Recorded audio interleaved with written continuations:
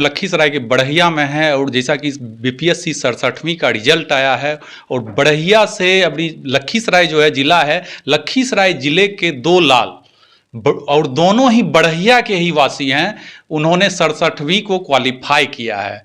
एक हमारे साथ अभी बातचीत करने के लिए प्रधान जी हैं, जिन्होंने चला है 481वां रैंक और इसमें इनको पद मिला है बीसी ईवीसी वेलफेयर ऑफिसर। तो ये हमारे साथ प्रशांत जी हैं, इनसे हम बात करेंगे। प्रशांत जी, यहाँ तक पहुँचने के लिए कहाँ से प्रेरणा आपको मिली? मेरे माता पिता और मेरे भाई हमेशा मोटिवेट करता था कि तुम कर सकते हो सिविल सेवा, तुम करो, एक बार करके देखो। तो फिर मैंने सोचा कि करना चाहिए और थोड़ा समाज के प्रति मेरा लगाव रहा है शुरू से कि कुछ सेवा करें, अपना जो भी मेरा पोटेंशियल है उसका यूज करें समाज के उत्थान के लिए। तो मैं इस चीज़ को सोच के मैं इस सेवा में आने की कोशिश किया। यहाँ तक पहुँचने के लिए आपको कितनी परेशानी का सामना करना पड़ा?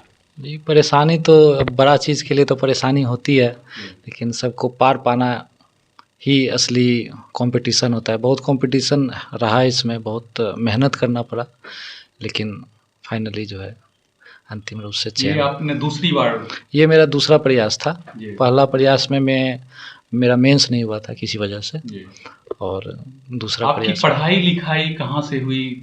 प्रारंभिक जो शिक्षा होती है? मेरी प्रारंभिक शिक्षा बड़हिया में ही ज्ञान भारती हाई स्कूल से मैंने पढ़ाई किया है 10वां तक। फिर TLN लोहरा से मैंने 12th किया है।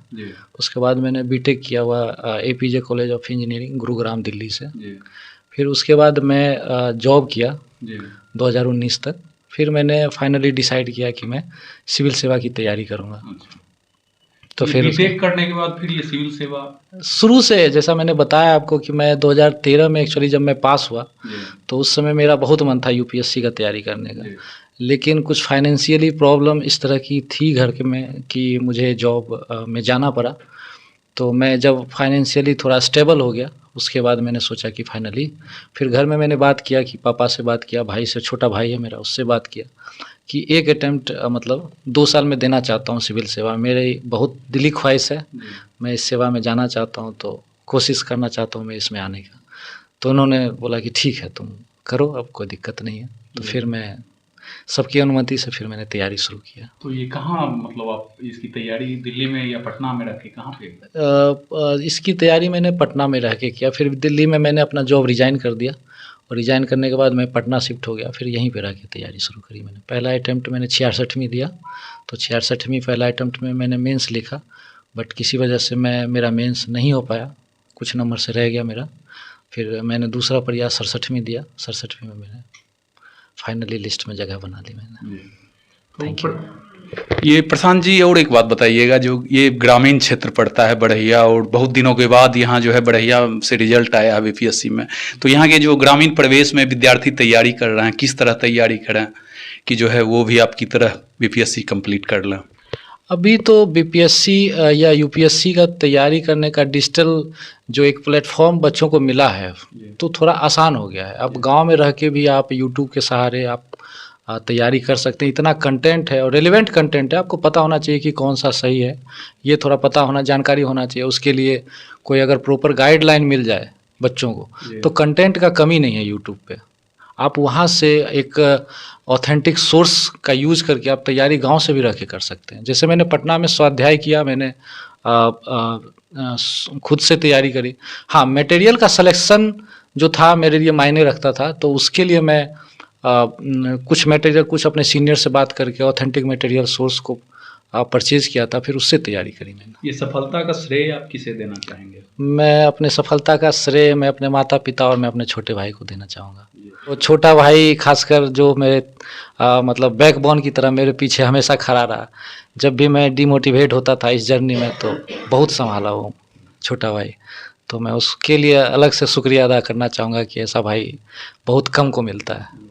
प्रशांत जी के पिताजी हैं गोपाल शरण जी, एक शिक्षक हैं और बड़हिया जैसे गांव में, जो कि माहौल उस समय 90 के दशक में यहाँ दूसरे तरह का माहौल था। उसके बाद आप जो है यहाँ पर गांव से बाहर रहे, फिर गांव में आए, बच्चों को पढ़ाए, तो आज जो है कैसा महसूस कर रहे हैं?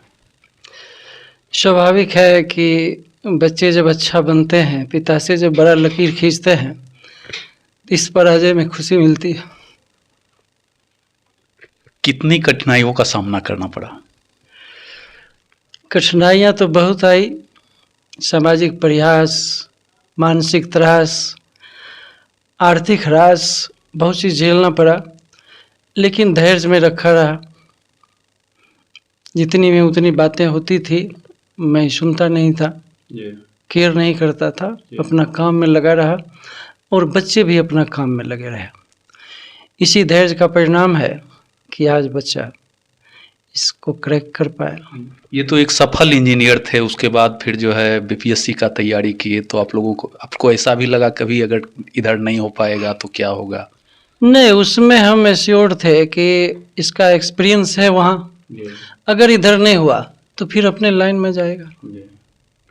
तो आप शिक्षक हैं, अभी भी पढ़ाते हैं बच्चों को, तो आप खुद अपने बच्चे को पढ़ाए हैं, तो और भी जो यहाँ के गार्जियन माता पिता हैं उनको क्या कहना चाहेंगे? उनको कहना चाहेंगे कि बच्चे को ईमानदारी से पढ़ाया जाए। अभी कुकुरमुत्ता जैसा बहुत सारा स्कूल खुल गया है और बड़हिया में लोगों को इंग्लिश की जानकारी बहुत कम है, उसी का बहुत सा गलत फ़ायदा भी उठाया जा रहा है। लेकिन अभी भी जो यहाँ पर अंग्रेजी को समझने वाले लोग हैं, उनके बच्चे सही दिशा में जा रहे हैं। तो अगर गार्जियन केयरफुल रहें तो बच्चे ऊंचाइयाँ नाप सकते हैं।